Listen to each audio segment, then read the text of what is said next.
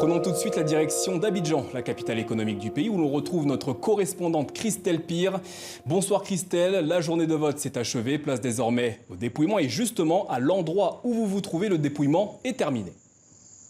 Oui, comme dans la plupart des bureaux de vote de la capitale économique Abidjan, le dépouillement s'est terminé et dans les bureaux de vote où j'ai eu accès, ce que l'on peut dire, c'est que l'actuel président, Alassane Ouattara, est largement en tête, comme on pouvait s'y attendre pour lui qui brigue un troisième mandat. C'est l'un des principaux candidats et favoris de cette élection.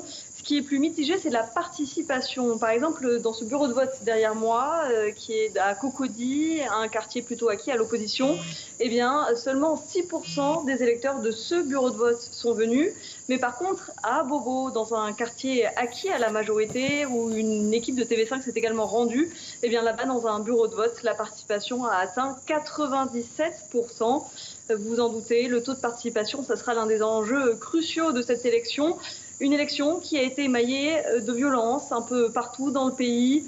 Certains bureaux de vote ont été fermés, certains pillés ou saccagés. Il y a eu des incidents dans au moins une cinquantaine de bureaux de vote selon la commission électorale indépendante. Et dans plusieurs villes, eh bien, il n'y a pas eu de vote. On peut citer Daoukro ou Bongouanou par exemple. Plusieurs heures à plusieurs endroits du pays, notamment à Abidjan, à Blocos ou encore à Tissibou.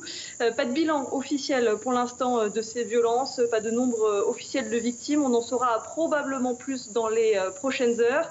Et en ce qui concerne les résultats, la commission électorale indépendante a 5 jours pour les proclamer. On espère les avoir avant.